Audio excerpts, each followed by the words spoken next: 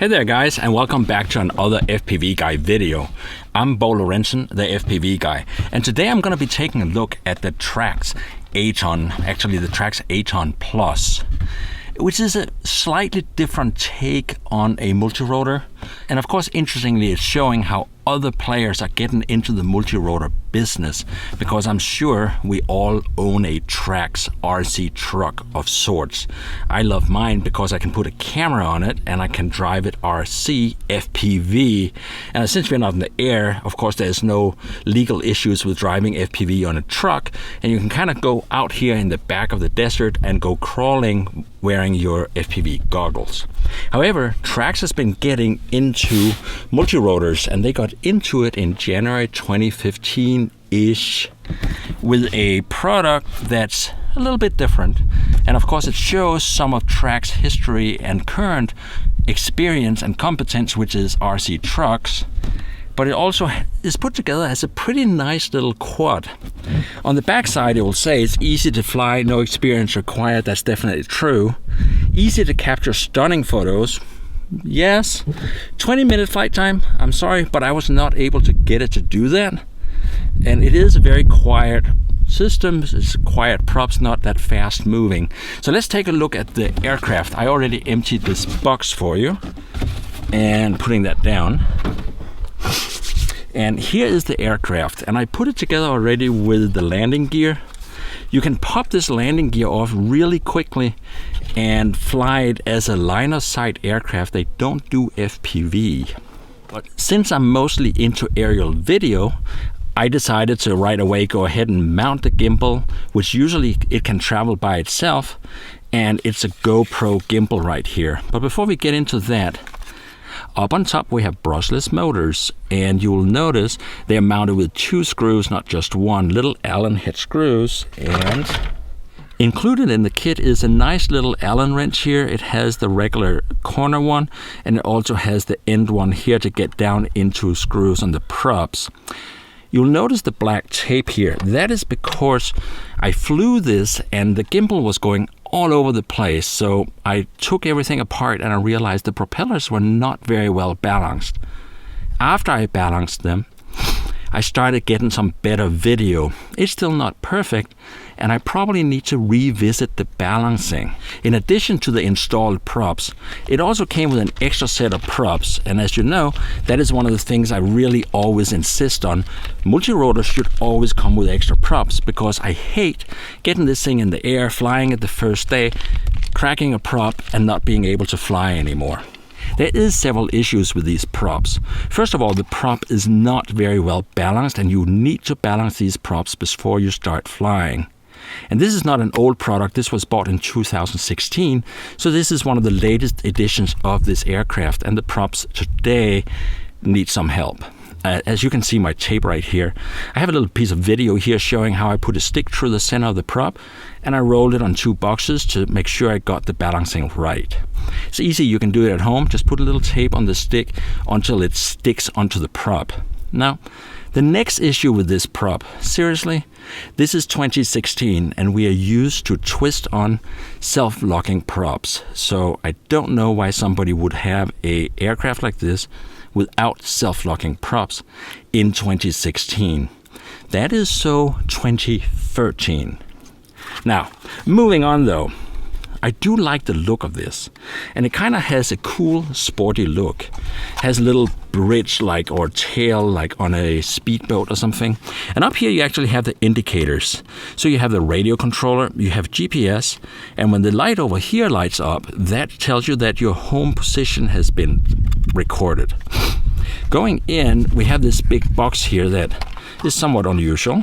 Inside, we find the 5,000 milliamp battery that I've been trying to get 20 minutes out of. Frankly, I'm getting about 10 minutes, so I'm not sure why. I'm not getting the efficiency I had hoped from this quad. The other thing that kind of gets my attention here, notice that plug. That is not an XT60. So for some reason, TRAXXAS have decided to use the same plugs that they also use on some of their cars. I don't really blame them. but to be perfectly honest, we use a lot of batteries, and there's a lot of probably equally good or better battery manufacturers out there. So it's probably not a great choice to use a proprietary plug, as it's hard to use this with regular chargers. On the upside, they do include a quite nice little charger. It's very simple like this. It goes in right here, and you connect it and leave it for about an hour and a half, and you have a charged battery. The lights up on top here will go from blinking faster and faster until it becomes completely solid light.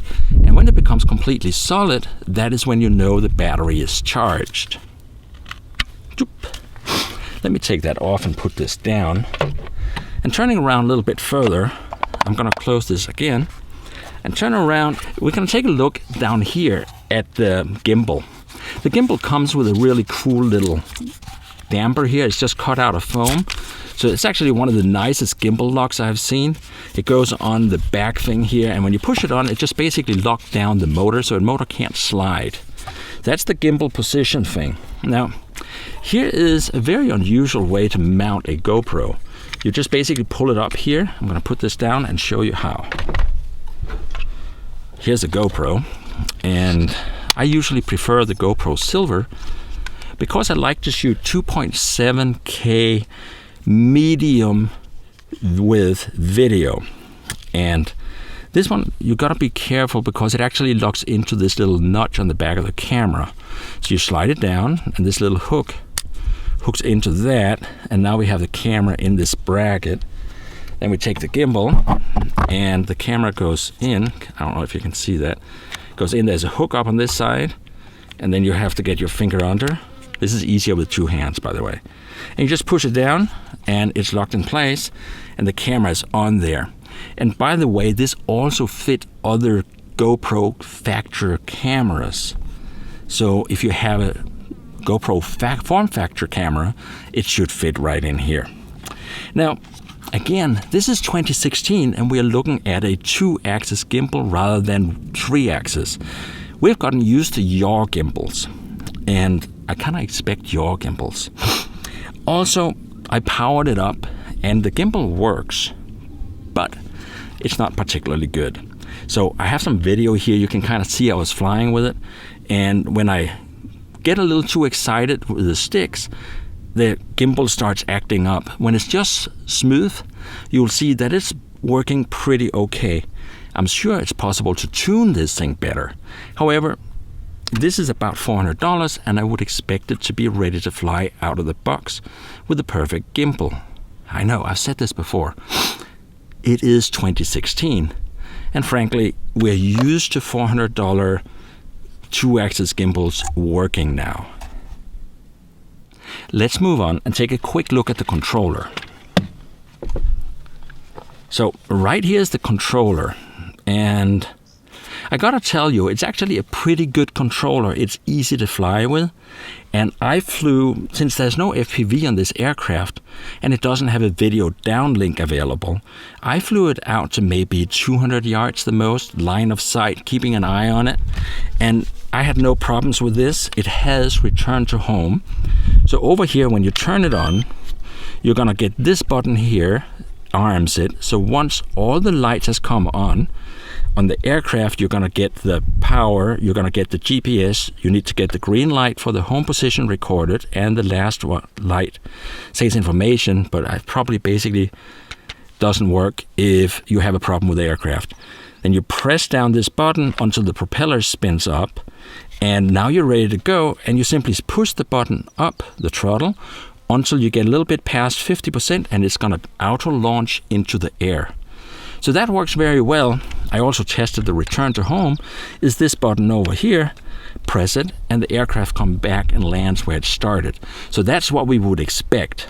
You can also change modes up here, and you have intelligent orientation so that you can fly where basically pulling back on the sticks comes home, pushing out moves away, and yawing just basically turns it.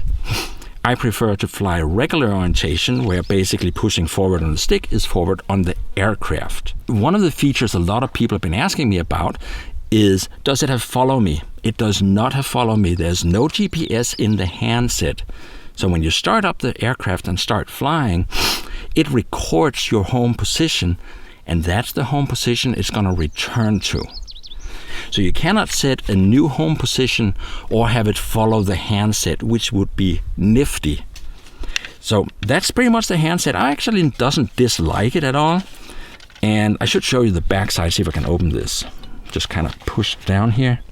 There it comes. Surprisingly, this only has 4 AAA batteries, which is not a lot of power for a transmitter. But you know what? I've been flying this 5 or 6 times. I haven't had a problem. So I figure you probably get a couple of weeks of power out of this, being it's not a super smart transmitter.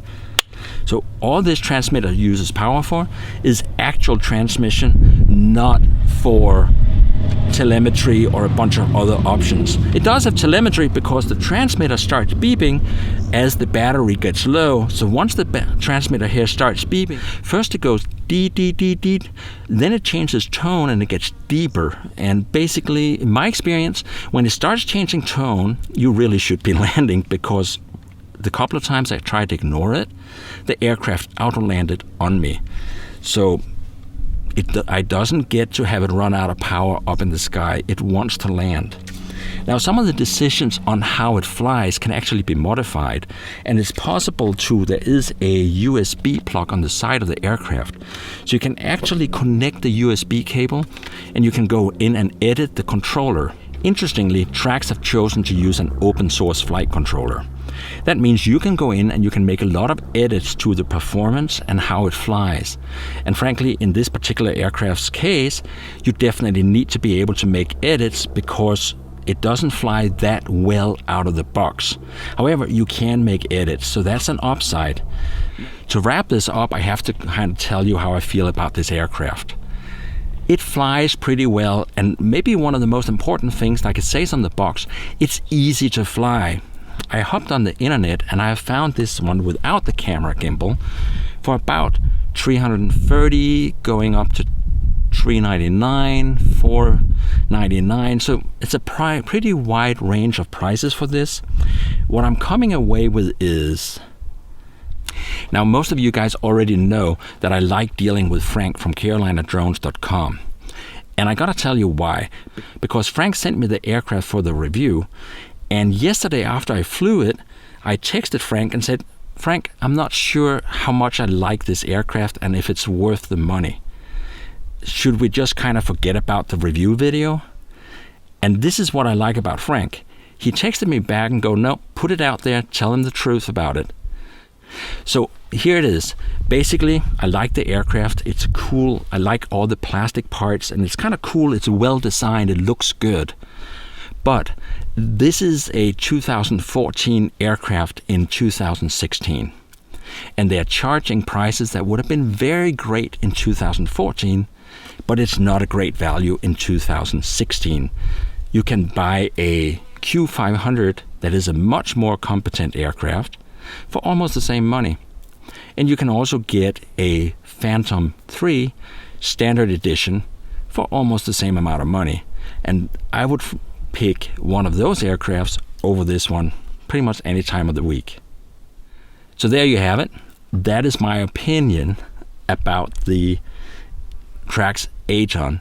I'm really looking forward to see the follow-up of this aircraft because, like I said, this is 2014 technology released in January of 2015. They have to be having a new aircraft on the steps, and I'm sure they will be coming out with something that's going to be latest and greatest technology that we can really get to enjoy flying. Also, stay tuned for more reviews, so click right up on the screen right now for more reviews and subscribe to my YouTube channel. Also, make sure to check out Frank's website at carolinadrones.com. Carolina Drones has all the new drones, bringing them with great customer service. So check out his site. You're going to be hard-pressed to find better customer service out there.